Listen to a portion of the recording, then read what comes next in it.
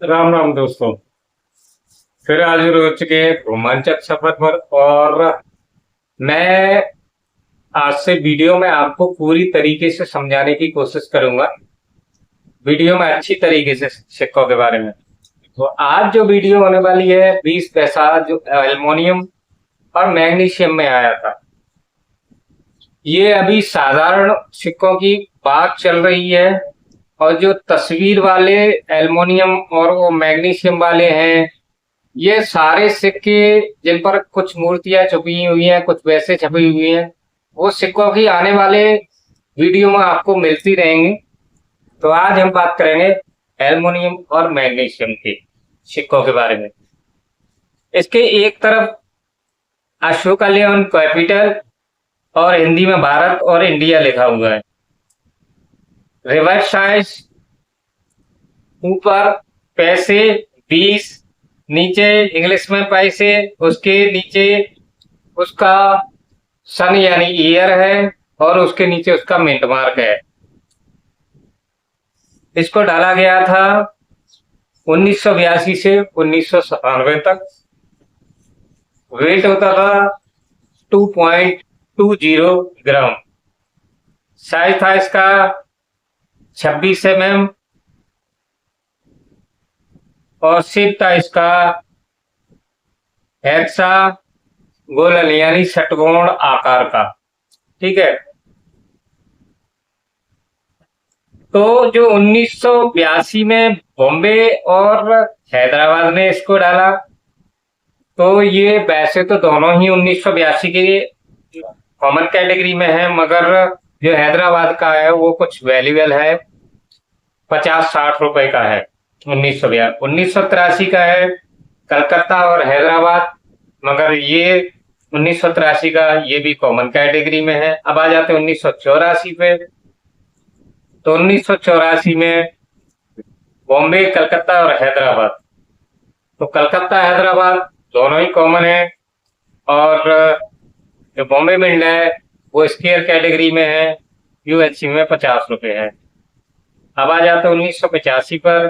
तो बॉम्बे, कलकत्ता, हैदराबाद, तो यहाँ कलकत्ता हैदराबाद फिर कॉमन कैटेगरी में है, बॉम्बे का है वो स्क्वायर कैटेगरी में शामिल है, तो यूएलसी में 50 रुपए।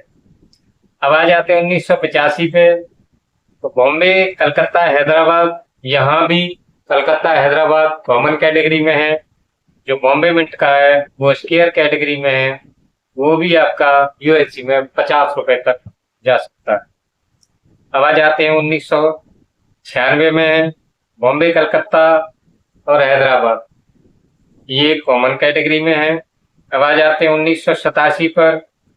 कलकत्ता और हैदराबाद ये भी कॉमन कैटेगरी में है। अब आ जाते हैं 1988 में। बॉम्बे, कलकत्ता, हैदराबाद, तो ये भी कॉमन कैटेगरी में है। अब आ जाते हैं 1989। तो कलकत्ता और हैदराबाद ये भी कॉमन कैटेगरी में आ जाते हैं। और अब आ जाते हैं 1990 पे।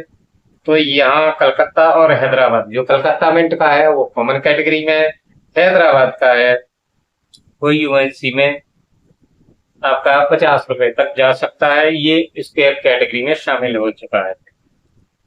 अब आ जाते हैं 1991 पे। तो कलकत्ता और हैदराबाद, यहाँ कलकत्ता मिंट का है वो कॉमन कैटेगरी में है, हैदराबाद का है वो स्क्वायर कैटेगरी में है, यूएनसी में 50 रुपए तक हो सकता है। अब आ जाते हैं 1992 में।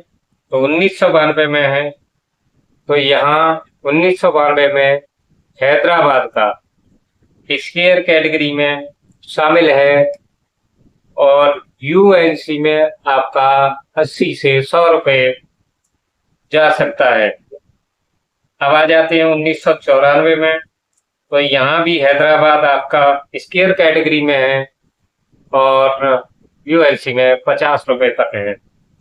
अब आ जाते हैं 1995 में, नहीं है ये, इसमें दिया नहीं गया है। तो 1996 में जो आपका 1996 का स्क्वायर कैटेगरी में आता है 1996 का। अगर हैदराबाद का है आपका तो स्केयर कैटेगरी में आता है, और यूएनसी में 200 से 300 रुपए तक का होता है। अब आ जाते हैं लास्ट 1997। जो 1997 का सिक्का है, अगर आपके पास, आपके कलेक्शन में, आपके दोस्त में किसी पर भी है, तो 1997 का जो सिक्का है और हैदराबाद मिंट का है। फिर ध्यान दीजिए, 1997 हैदराबाद मिंट का 20 पैसे का सिक्का है। तो ये रेयर कैटेगरी में आता है, हैदराबाद मिंट का 1997 का। यूएनसी में आपका 500 रुपए तक जाता है। तो ये थी कुछ सिक्कों की इंफॉर्मेशन। आने वाली वीडियो मिलेगी 25 नए पैसे पर। इस वीडियो को मिस मत करना। इसमें बहुत ही जबरदस्त आपको जानकारी मिलने वाली है, और आप अगर कमेंट करेंगे तो सारे 25 पैसे एक ही में कवर कर दूंगा। खाली जो निकल वाले 25 पैसे हैं वो कैसे और कब तक आए थे, उनमें महंगा भी, बहुत ज्यादा महंगा है, आपकी सोच से भी ज्यादा महंगा सिक्का है 25 पैसे का। तो देखते रहें वीडियो को ऐसे ही, और प्यार बरसाते रहें। किसी को भी सिक्के बेचने के लिए अपनी तरफ से कोई रजिस्ट्रेशन फीस या शुल्क न डालें। ये मेरी हाथ जोड़ के प्रार्थना है आपसे।